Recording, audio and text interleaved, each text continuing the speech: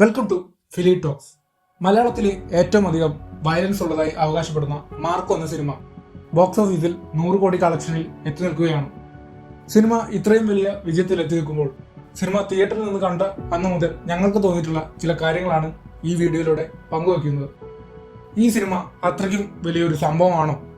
സിനിമയ്ക്ക് ഉണ്ടായിരുന്ന hype meet ചെയ്യാൻ സിനിമയ്ക്ക് സാധിച്ചിട്ടുണ്ടോ? ആദ്യം വയലൻസ് എന്ന ഘടകം തന്നെ എടുക്കുക. അത് വെച്ചാണ് സിനിമയുടെ പ്രൊഡക്ഷൻ ടീം ഏറ്റവും കൂടുതൽ ഈ സിനിമയെ പ്രൊമോട്ട് ചെയ്തുകൊണ്ടിരുന്നത്. വളരെയധികം വയലൻസ് നിറഞ്ഞ ഒരു സിനിമയാണെന്ന് അവകാശപ്പെടുന്നുണ്ടെങ്കിലും ആകെ വയലൻസ് ഡിസ്റ്റർബിംഗ് ആയി അനുഭവപ്പെട്ടത് ക്ലൈമാക്സിനോട് അടുത്തു വരുന്ന വീട്ടിലെ സീക്വൻസുകളിൽ മാത്രമാണ്. ബാക്കി സീനുകളെല്ലാം തന്നെ ഒരു തരത്തിലും കണക്ട് ആവാത്ത രീതിയിൽ ആണ് സിനിമ മുന്നോട്ട് പോയിരുന്നത്. ചെയിൻസോ വെച്ച് ചെയ്യുന്ന ആക്ഷൻ സീക്വൻസുകളെല്ലാം തന്നെ വളരെ ബോറായാണ് അനുഭവപ്പെട്ടത്. സിനിമയുടെ ഹൈപ്പിന് കാരണമായ മറ്റൊരു കാര്യം സിനിമയിലെ പ്രധാന കഥാപാത്രത്തെ അവതരിപ്പിച്ച ജഗദീഷ് ഈ സിനിമയെക്കുറിച്ച് പറഞ്ഞ സ്റ്റേറ്റ്മെന്റ് ആണ്. ആളുകൾ വെറുക്കുന്ന രീതിയിലുള്ള സീനുകൾ എല്ലാം അദ്ദേഹത്തിന് ഈ സിനിമയിൽ ഉണ്ടെന്നാണ് അദ്ദേഹം പറഞ്ഞത്. എന്നാൽ പറഞ്ഞ തരത്തിലുള്ള സീനുകളൊന്നും തന്നെ സിനിമയിൽ ഉണ്ടായിരുന്നില്ല എന്നതാണ് സത്യം.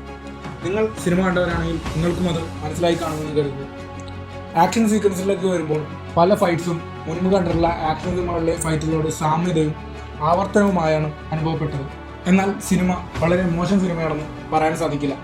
Cinematography, colour grading, prosthetic makeup, editing എന്നീ മേഖലകളിൽ സിനിമ മികച്ചു തന്നെ നിൽക്കുന്നുണ്ട്. മലയാളത്തിൽ ഈ തരത്തിലുള്ള സിനിമകൾ എടുക്കാൻ മാർക്കോ ഒരു പ്രചോദനമാവുമെന്നുള്ളതിൽ ഒരു സംശയവുമില്ല. എന്നാൽ സിനിമ ഞങ്ങൾക്ക് ഒരു എബോവ് ആവറേജ് ആയി മാത്രമാണ് അനുഭവപ്പെട്ടത്. ഇത് ഞങ്ങളുടെ മാത്രം അഭിപ്രായമാണ്.